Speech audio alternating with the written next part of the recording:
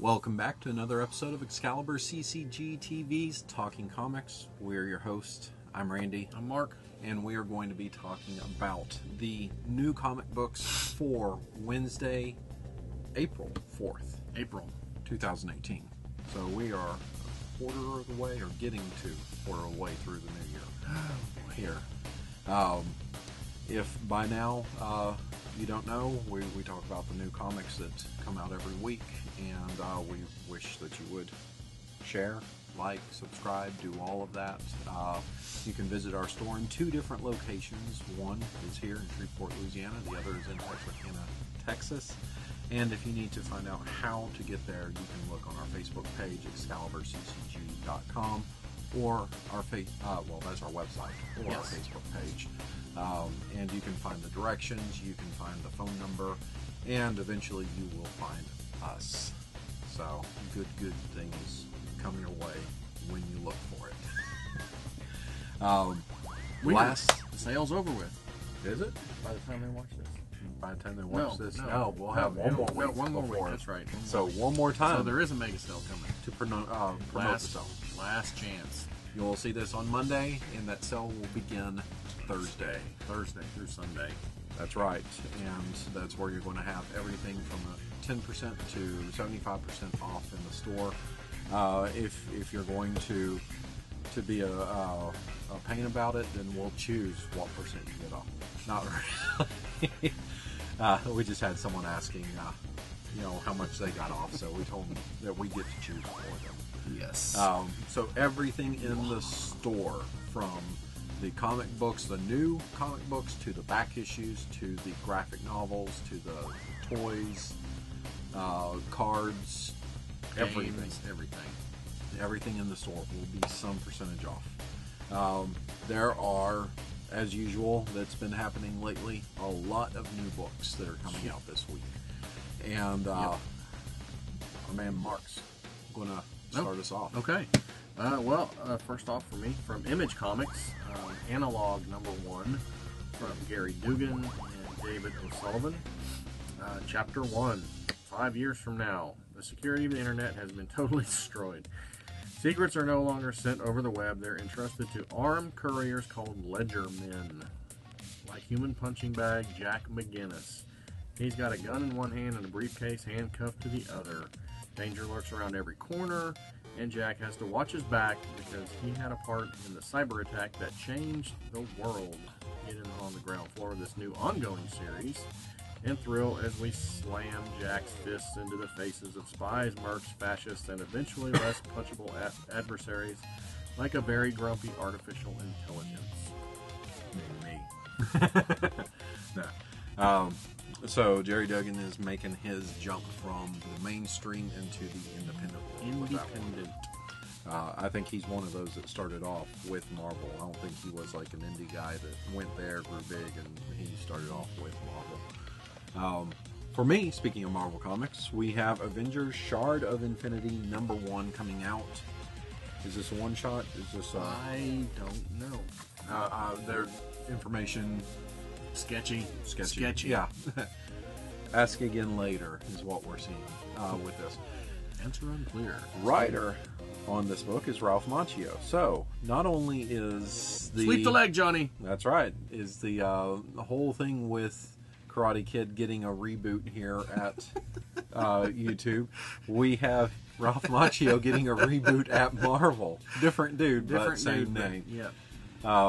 Also, he was around during that heyday of he was. Of everything. I'm not sure if he pronounces that way or it's Macchio or whatever. We don't know. But I would like to believe it's more fun, yes. Macchio. Yes. Andrea DeVito is joining him for the art chores, and we have the fun name of Kalman Andrasovsky on board to draw the covers there. So, this is a variant cover by him. So who knows who's doing the main cover? Maybe DeVito. Maybe. So, we know that the Avengers are Earth's mightiest heroes. Now, are they going to be the Moon's mightiest heroes? This is a new threat that has emerged. It's an organization calling themselves Lunar. What it stands for, we'll probably find out, because every single capital letter yeah, team yeah. has some name that they send. It's an acronym or something. They've secretly been building a powerful new weapon on the moon's surface, and now it's up to Black Widow. So this takes place outside of Marvel continuity, in which she is currently deceased. Well, I mean, they've gone through Tales to Astonish, or what is it? Tales of Suspense. Yeah, Tales of Suspense. Well, but there's a lot of apparently. Yeah. So I don't know if this is building off of that, or Yeah, if this is I don't something know. that's more movie universe, or what the deal is.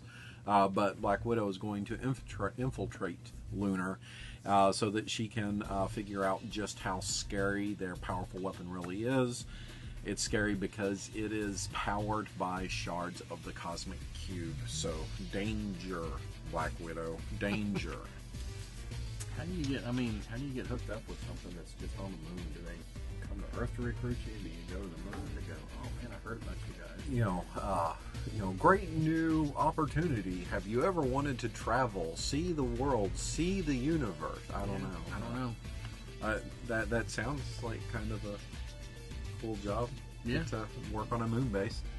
Maybe it's Elon Musk that started this whole Just as long as you're not the guy at the cafeteria that this one's wet, this one's wet. Yeah. Letty Izzard. All right. Next up for me from DC Comics, the latest DC Marvel comic, Curse of Brimstone #1, That's right. or Ghost Rider. Well, no, I shouldn't say that. Written by Justin. I should say that, but Justin Jordan, art by Philip Tan. Joe Chamberlain would do anything to save his small, forgotten town. Dad. Even make a deal with the devil, but things get worse, and Joe finds himself cursed with the power of the Brimstone. Dang it.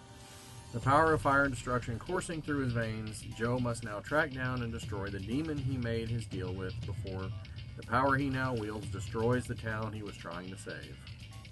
But as the fiery pain inside him grows, can this young man overcome his own demons before his power rips him apart from the inside out? Ghost Rider. So, But I mean, I don't Curse of think Brimstone. they've really been making any. No, they haven't been hiding that. No. IDW is giving us the next installment in the, what do they call it, ominous universe here. This is Death Gods #1, written by Ron Martz. There's the Ron Martz things, Dread Gods. And When that whole thing's done, maybe they'll have an ominous. Omnibus. Maybe. If you can say it, you get it for free. Yeah. Say it 5 times fast. And Andy Smith gives us some very nice art with that. The Demigod is a contemporary superhero book like no other. When irresponsible slacker Jason McAndrews suddenly gains the power of God. The fourth wall isn't the only thing that he breaks, so already we're looking at cashing in on the Deadpool style of comics here. As Jason revels in his newfound might, he begins calling himself Hercules and indulging in his every whim. Hercules. We get the latest installment. We've had a lot of throwback artists with that. Tom Rainey, Yeah. Bart Sears, and now added Andy Smith. So, There you go. fun stuff circa 1990s, Yeah. early 2000s. Yeah. But we've never seen it before. But we've never seen it before. Okay. All right, next up for me from Image Comics again. I did Image once, didn't I? I did. This is the second Image comic. ISOLA #1, written by Brendan Fletcher and Carl Kerschel, and Carl Kerschel doing the art, which is going to look fantastic. Yeah, apparently they're like old, long-timey friends. Okay. They went to school together or something. Okay. I know Carl has been around for a long time. Yeah, that's what just kind of surprised me that Fletcher hasn't been around longer if they've known each other this long. Yeah. I guess Brendan Fletcher is from Motor Crush. Motor Crush, and he was also doing that Burnside back roll in the New 52 Okay. where she got the new costume. Okay. They reunite on the comics page with a breathtaking fantasy adventure 2 decades in the making. Wow. The captain of the Royal Guard has fled the capital city with the Queen of Mar, suffering under the effects of an evil spell. Captain Rook's only hope of returning Queen Olwen to her throne and saving the kingdom from impending war lies on an island half a world away in a place of myth known as Isola, Land of the Dead. the dead. So we've gone through. We've had like zombie comics have been popular, vampire comics have been popular. Right now, giant cat comics. Giant cat, popular. yes, there's a giant cat in this one too. And he talks. Yeah, I'll be checking it out. It's great. I wasn't expecting that one. I've got another one from Aspen Comics here. This is Portal Bound #1, 5-issue miniseries. Mark Roslin and Gabe Carrasco are on board to write it, and Alex Erzmendi is going to be the artist. Their future depends on each other, and this one is really kind of annoying. I wish you guys could take a look at this because they just have random capitalized words throughout this that shouldn't be capitalized. We love the caps. And it's not like full caps, just like the first word of some of these. Future depends each other. Their future depends on each other in Aspen's newest series. This is deals with the warrior world of Havos. And it is in peril. There is a megalomaniac emperor, which there usually is, named Attalus, and his biomechanical beasts, known as the Phymeria, are hellbent on a plot that spells doom for their parallel world, Earth. So we're going to take a look at the one soldier princess who can hopefully save everything, named Sybil. She's going to come to Earth and seek aid from the only person who can help her. That is a 17-year-old high school student named Elias Rivera. And not only that, they are going to have to team up with the brilliant scientist Riley and the quick-witted Brett in order to save both worlds. And this is going to be something where, quite literally, they are going to have to become one. Ooh, yeah. Weird. So, multiple arms and everything. I don't know. I'm not sure what that's. Maybe since she's a warrior princess, she like enamors him. Oh, I miss Riggs. And no Riggs this week. No Riggs this week. No and back brace, sexy beast. And I don't mean enamor. I actually mean armor. Yeah. There you go. So the latest from Aspen, they usually have very pretty comics to look at and just kind of popcorn stories, fun things to read through, just breeze through with it. Sure. But 5 issues, not something that you're having to, dedicate year, 2 year, yes. 3, whatever, to read the comic. Next up for you? Next up for me from Dynamite Entertainment. This is an old series from Bill Mantlo and Butch Guice that's being restarted by different people. They're doing a lot of that right now. Swashbucklers. Yes, the Swashbucklers. No wonder it failed. It sounds stupid. Swashbucklers, the saga continues. From Mark Guggenheim, Andrea Moody doing the art. Ooh, that should look good. Philip Tan doing the cover art. The last we saw of the crew of Star Shadow in the pages of Bill Mantlo and Butch Guice's Swords of the Swashbucklers, it seemed that all was lost. Decades later, Raider and her crew return to bring their adventuring to the cosmos once again. So, old series being revived. Being revived by Dynamite. Yes. Like I said, they've been doing that a lot rather than doing that. I mean, they're doing a lot of licensed work still, but they're bringing back a lot of old-timey books that they seem to, I don't know if they're licensing that out as well, or if it's just kind of free realm that they can look at. If you've been enjoying ALTERNA Comics cheap comics, then we've got another 5-issue series for you called Tinseltown #1. It's not Tinseltown #1, it's Tinseltown, and this is the first issue. It's written by David Lucarelli and art by Henry Ponciano. In 1915, Abigail... like this cover? Ponce de Leon. Oh, okay. Ponce de Leon. Is close. No cigar.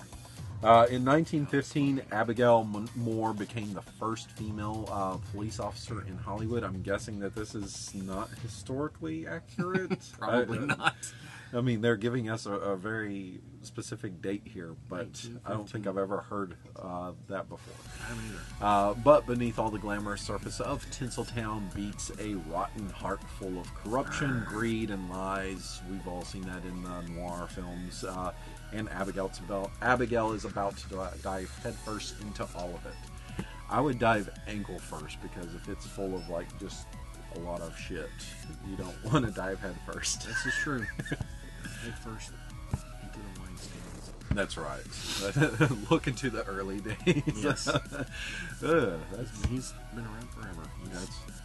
He's like he's immortal. He just changes up. Lovecraftian entity. Yes. That kind of fits with like what Sal did. It actually does. And it also segues into Read that story, because that's awesome. back issue. And it's been a while since we've said this name, and but he's back. Stopped writing 30 comics. He's down to 29. That's right. But he's back up to 30 now, because Cullen Bunn comes at you with Venomized from Marvel Comics. Venomized #1 of 5. Ivan Coolio's doing the art. Let's see, Venomized Part 1. The story that began in Venomverse reaches its epic conclusion with Venomized. The Poisons, a species that hungers for superpowered symbiotes and their hosts, have picked their next target, the Marvel Universe itself. Their first objective is to put every superhuman in a Clintar symbiote and consume them. I don't know what it is. That the planet? It's probably what becomes poison or something. Must be. But with Venom and the X-Men still missing after the events of Poison X, the planet and its heroes. That should be R defenseless, but it is defenseless. I've got another one from ALTERNA Comics. This is Zero Jumper #1, 4-issue miniseries, written and drawn by Patrick Mulholland. Easiest name I've had to read today. It's true. There's an ancient power source that can manipulate space and time that is buried deep on a barren world of Juno. The last human must embark, and Juno, who is the last human, must embark on a dangerous journey to find it. Her mission is simple: go back in time and save humanity from extinction. What is the cost? It is her life. Is it worth it? Probably, if she's the last human there. Her life is only going to go so long anyways. This is true. As are all of ours. So if she restarts everything, then she can have progenitors and kind of have her life continue on through others, which she apparently can't right now because she's the last human. Just saying. Maybe she's created some AIs out there I don't know about. Maybe. Don't know. So those are the new #1s that we have for you guys this week. And you guys. And now we're on to, actually we have kind of a split segment here. We've been talking about what is your thing that we've been talking about? Oh, the back issues. Back issue yes. of the week. Old school stuff. So he's got that, and I've actually got a recommendation of the new issue for the week. So I'll let you, what is old is first. And you is old, so you're first. I'm old, so I'm first. Okay, yes, I'm always young. That's true. I have another old school Marvel. This is I love this one. Reading this when I was a kid. This is Tower of Shadows. This is issue number 9. Cool cover. Me on Deadpan. Yes, this is a Bernie Wrightson cover, actually. Bernie Wrightson and He I'm sorry, but he is. But this is has an adaptation of the H.P. Lovecraft story Pickman's Model. It's written by Roy Thomas and drawn by Tom Palmer, a rare not inking performance by Tom Palmer. But this also has a like 2 or 3 Atlas era reprints from their old like Dream of Mystery or Strange Tales or whatever. And including a Steve Ditko drawn one. So there's a lot of good stuff, a lot of bang for your buck in this one. These Tower of Shadows and Chamber of Chills and things like that, they started out as being like having literary adaptions and all that kind of thing, but then they wound up in their latter issues being all just reprints. So the ones that are adaptions are definitely worth getting a hold of because they're not that easy to find anymore. And most of the ones that I've read have been really, really good. So I recommend this one highly. Tower of Shadows #9. You can't have this one because I'm buying this one, but maybe May have another copy. maybe. All right. For me, I'm taking a look at Dr. Star and the Kingdom of Lost Tomorrows #1. I believe this is a 4-issue miniseries here. And we discussed this when it first came out. We wanted to just look at it a little further. Why am I recommending this? Well, the second issue comes out this week as well. And this is just, it's Jeff Lemire, fantastic writing. He is, I mean, just kind of the it writer right now. Just about everything. I mean, everybody has duds, but about everything he's touching is just great. It's gold, Jerry. It's gold. And he's joined by Max Fiumara, who was the Abe Sapien artist. And actually, there are 2 different Fiumaras, and I don't know if they're brothers or if he just goes by a different name when he feels like it. But what this series is taking a look at, looking at the Black Hammer universe. If you have not read that, that is the Golden Age style story in which these Golden Age characters have been stuck in another realm, dimension, and you get to see how they're interacting then, but also flashbacks to what their Golden Age era was. And they've had one miniseries already, Sherlock Frankenstein, and this is Dr. Star is your next one. With this, you're taking a look at, you know, an aging hero that's much like Starman from the DC universe, and he had wanted to hand over his mantle to his son. That hasn't happened, and it's looking, you know, can he convince him throughout the series? But it looks like they're possibly building up some of these heroes that weren't shunted off into this other dimension, possibly to either find them, to take up, you know, a new superhero team within this. But it's very much so, if you enjoy, like me, the Golden Age DC characters, the Justice Society, that's what they've been doing this homage to. So highly recommend this series, and just checking out, we've got the first 2 trades of Black Hammer. They're going to have in May the new Black Hammer series start up, and in May you'll also get the trade of Sherlock Frankenstein if you can't find the individual issues, which might be available here during the sale. So very good read, something that's superhero but non-Marvel, non-DC, Yeah. and just a very classic feel to it. So can't recommend Lemire enough with just about anything. I mean, you can go pick up his Bloodshot and stuff that's at Valiant right now and still get a damn good read. So, back issue of the week, Tower of Shadows #9. Pretty art there to look at. Like you said, Tom Palmer, very rare to see him drawing and not inking. And then Dr. Star and the Kingdom of Lost Tomorrows for your new issue. Anything else before we shuffle off here we need to add? Any news or anything? Oh, big news. Oh, that's big, right. Big, huge, gigantic, fantastic news from Marvel. In August, Fantastic Four coming back. That's right. Fantastic Four, the Fantastic Four, the first family, from Dan Slott and Sarah Kelly. I enjoyed Dan Slott's Thing series that he did a few years ago. It was fun. So I don't have anything. I just think he was on Spider-Man too long, but I don't have anything. There were I ups think and he's a downs good, to it. There were some good stories. I think he's a good writer, and well, he's going to be on Iron Man as well, Tony Stark Iron Man. But yes, Fantastic Four finally coming back. The time is right, apparently now. All the stars have aligned, and it's coming back. So Right, yeah. People have missed it. The characters have, well, some of the characters have been around. Other characters have been MIA, and now we got them all back. So, and for those that have been enjoying the Marvel 2-in-1, that's apparently continuing. It's not going to end or anything. It's going to keep going on. stuff. Oh, okay. So we've been enjoying that. Don't fret, it's not going anywhere. Will it still be focusing on? I don't know if it's just going to be Thing and Human Torch. Maybe they'll do a thing and somebody else like they used to do, or something like that. I don't know for sure. I just know that it's going to continue. It's going to exist. So, doubly good news there. Didn't Zartsky sign some sort of contract with He is Marvel? exclusive with Marvel.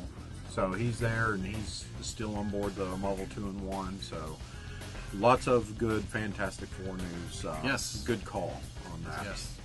So as you know, we're going to wrap it up here with we're Excalibur Comics. We're here in Shreveport. We want you to like, to share, to comment on the video, talk about if you read Dr. Star. Comment on Mark's back issue of the weekend, and give recommendations for your back issues that you've something you enjoyed, just converse with us. Make sure you subscribe to the video as well. Other than that, we want you guys to read great comics, and we will see you next week. Bye.